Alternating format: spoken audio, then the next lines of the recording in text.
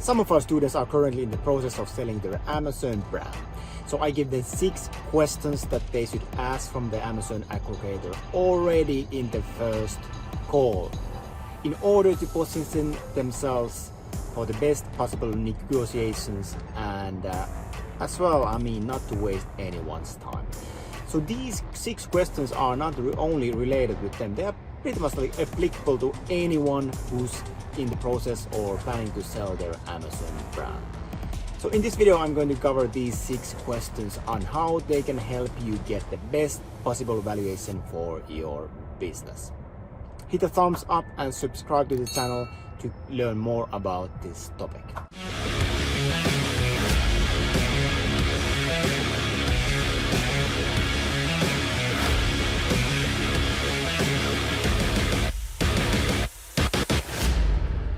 So since quite a few of our students are currently in the process of selling their brand, then I think this is actually a really important topic. So here are 6 questions to ask from an aggregator that's buying these Amazon brands.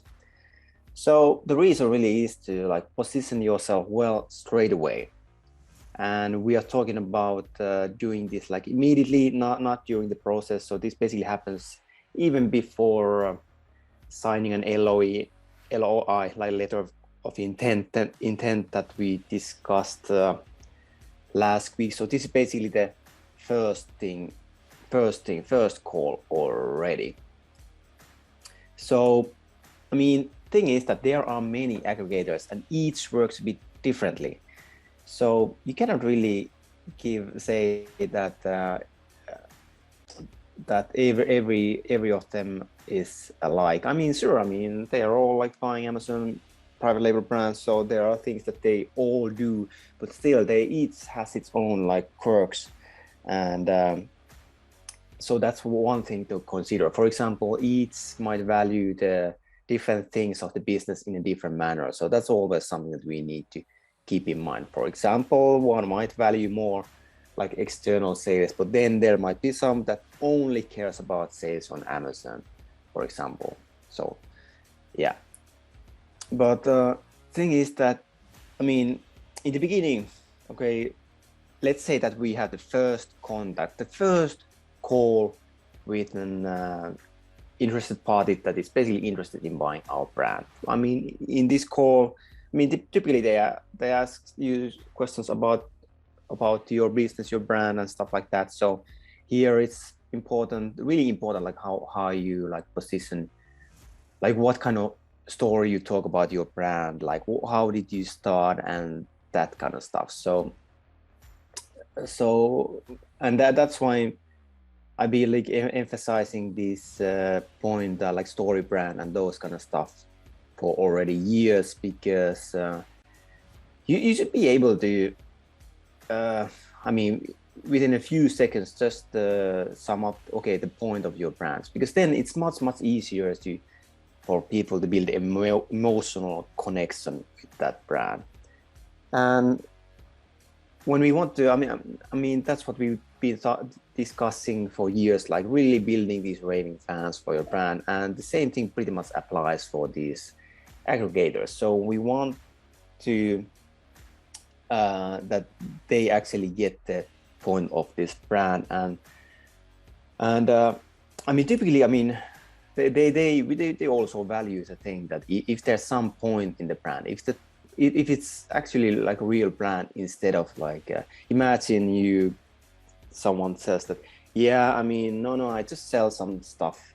I picked the stuff that actually is makes the most, is the highest selling for me. Then I just look, so I haven't really zero connection with this brand or products or anything. They mean nothing for me. So obviously it's gonna not, as a story, it's not very appealing, even for the aggregator. Anyway, so first you do some kind of an introduction about what is this, what's your brand about, how long you've been selling on Amazon, and that kind of stuff. But then it's time to ask the aggregators some questions. And here so here are questions we should ask already on the first call. So as I mentioned, I'm not even talking about what we should add to the letter of intent. I mean, that will be later on, and some of them are basically able to provide this letter of intent like pretty quickly. I mean, you might get it in matter of weeks or even just days. It really depends on the aggregator and how much they really want the brand. But the point is that what I'm discussing here, or what I'm presenting here, this is about the first call, the first initial contact. So you're in some email thread with some aggregator, and then you set up the first call, and then this is the time where we ask at least these 6 questions. And why do we do it? Why do we need to ask these questions? I mean, it's just about being better positioned for the negotiations and not waste any time, because it might already be that that the initial call you have with someone, I mean, they don't really, it might even know much. I mean, it might be just a person whose job is just to get the initial contact with these brands. And the thing is that, I mean, we have to figure out that certain things about the buyer in order to, I mean, basically just to put us in a good position regarding these negotiations, and also realize that, okay, I mean, this is not going to work out, so we shouldn't even waste our time with this aggregator in question. So anyway, so number one question is always like, okay, what are you looking from a brand you buy?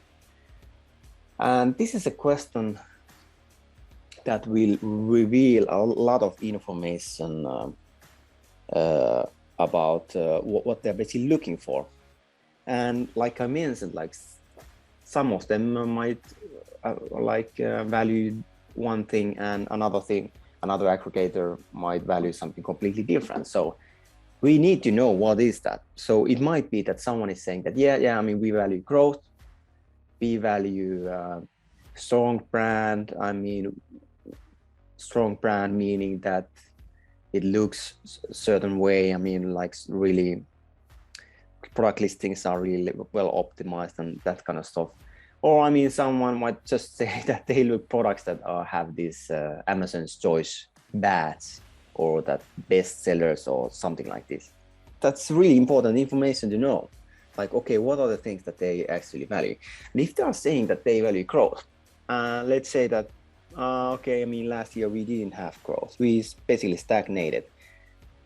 And especially like last year, there was a lot of challenges with the supply chain, I mean, with global logistics. So it is basically then, let's say that if our sales did not go up, then, I mean, we should immediately, if we know that they are looking for growth, and typically what kind of growth is expected is basically like 20% on the year-on-year growth. So that means that their revenue and profit, I mean, it's 20% bigger like past 12 months than it was the previous 12 months. So year by year. So if that's saying that the biggest thing for them is growth, and let's say that we didn't have growth, well, then we need to have at least good explanation that, okay, well, I mean, why didn't we have growth last year? And like this global shipping stuff, I mean, that impacted so many different sellers. So in a way, I mean, it's kind of like understandable. So then we just need to make sure that we are able to like specifically mention that, I mean, we had growth previously, but I mean, last year we had these and these issues and those kind of stuff. So we have already, like, we are already able to explain our situation of our business. So first thing is that what we want to know like what they are looking from a brand that they buy. gather data, right? So next question, what do you do with the brands you acquire? Well, let's say that you have zero. I mean, typically when we are working with these brands for quite a few years, I mean, basically, I mean, these are babies, right? So we have had, I mean, it usually means at least something to us. So we basically usually, I mean, most of us want that the kind of like the story continues and something like good comes out of it. We usually don't want that they just basically delete the whole brand or ruin it or stuff like that. But let's say that you are a cold person and we don't we don't care about that. Fine, but still, typically the deals are so that they depend on. I mean, there's a certain kind of earnout, meaning that you get a certain sum today, and then based on how well the brand performs, then we are going to be getting like either the remaining or then the like. I mean, typically the remaining amount and additionally some kind of like bonus based on the performance. If they really don't know what they are doing, then I mean, okay, forget about the bonuses. Then we are basically only be going to be getting the like initial pay, because let's say that they are not able to grow it. Let's say that they are like has happened to. I mean, I do know quite a few sellers who sold their brands to these aggregators that did not have the capabilities to operate these brands, and boom, I mean, the sales just went down, which also meant that they didn't have to pay any additional earnout. So, I mean, it can have a big financial impact on the actual payout. And another thing is that, like, let's say that if we really care about this brand, then I mean, are they going to be doing what? Are they going to be expanding to new channels? Are they going to take it to retail, for example, or set up some kind of direct to consumers and stuff like that? So typically, I mean, this question will reveal more about their strategy and more about the plan. But what are they going to be doing with our brand once we sign the deal? Then next question. And by the way, these are not really in that like these are not really in prioritized order. I mean, sure, I mean some of them are more important than others, but still, it's not really in a specific priority. So we want to know how well they have been operating their current brands that they have acquired. So we want to ask them that, okay, how much have you grown your current brands? And we don't want to hear any like beautiful plan and la-di-da.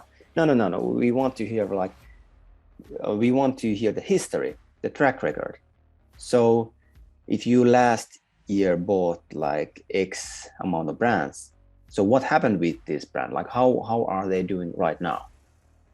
So how did they do the past 12 months? Here are some forecasts and that kind of stuff. But I mean, we need to remember it's just forecast. It doesn't mean anything.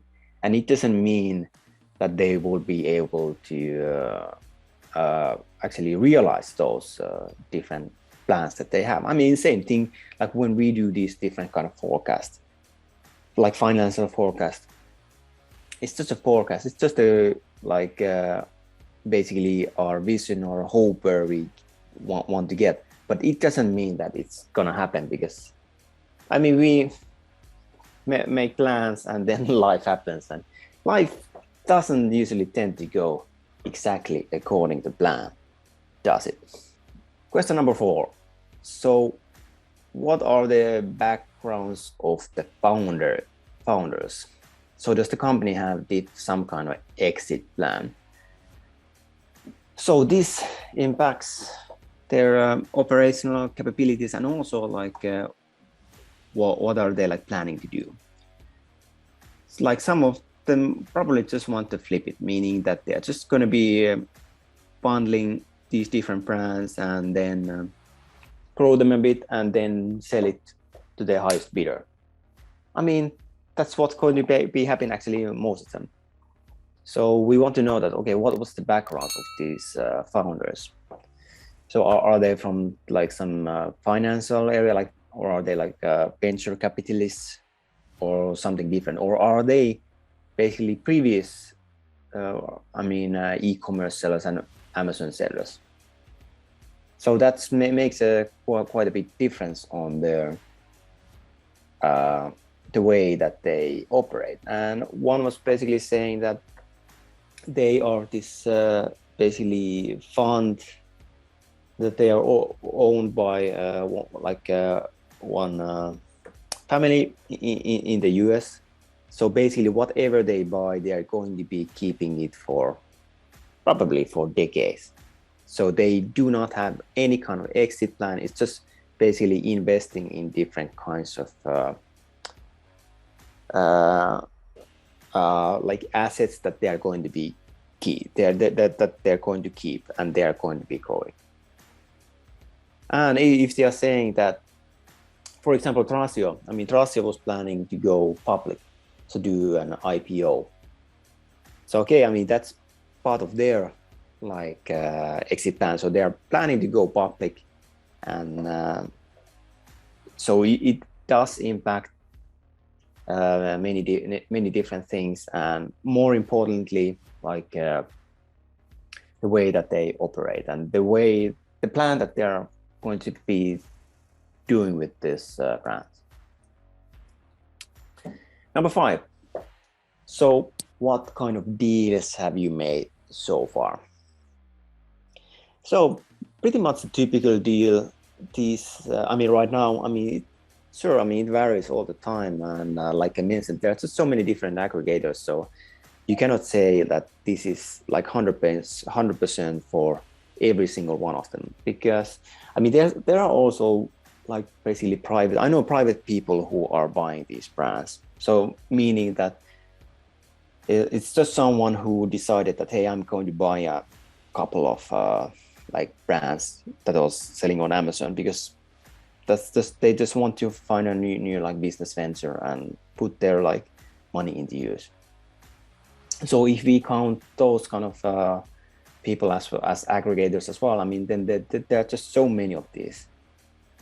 So a typical deal or a common deal right now has been like basically this cash upfront and then basically 2 years earn out, meaning that you get certain pay right now, and then depending how the brand performs in the next 2 years, then basically every year you're going to be getting like one certain like bonus.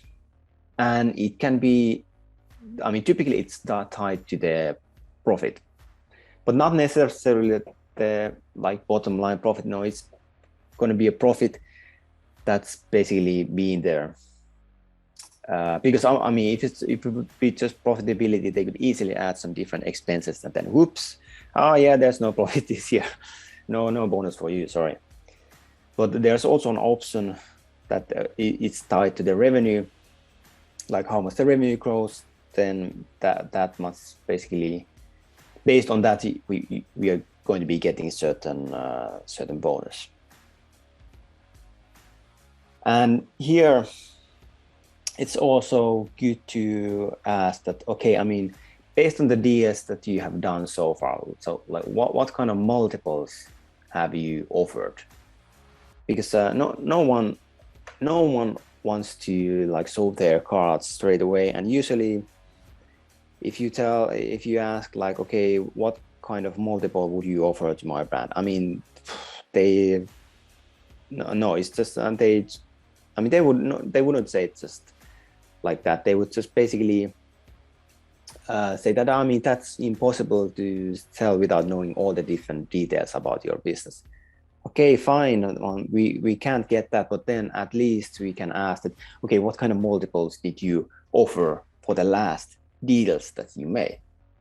And a multiple means then multiple has the biggest impact on the valuation, because the valuation of a business is the basically EBITDA, or the seller's discretionary earnings times the multiple. So if the seller's discretionary earnings is 1 million, we have a multiple of 4, then that means that we are going to be getting 4 million. And I mean, always pretty much on top of that, we will get the landed cost on inventory. So inventory is not, I mean, inventory will be on top of the valuation. But yeah, we want to ask this question so that we get better understanding that, okay, what kind of deals that have they made so far, and what can we expect to get. Then number 6. So how long? I mean, you can probably see in most of these aggregators, like when you go to their website, they are giving different kind of promises that, yeah, we can close a deal in 1 month or a few weeks or 7 days or whatever. But I mean, that's just, again, it's just basically a promise. So we want to know like the history.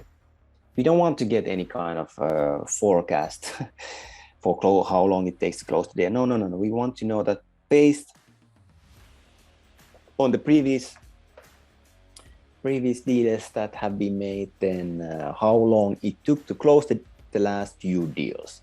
And let's calculate it from the initial contact, because then it gives more realistic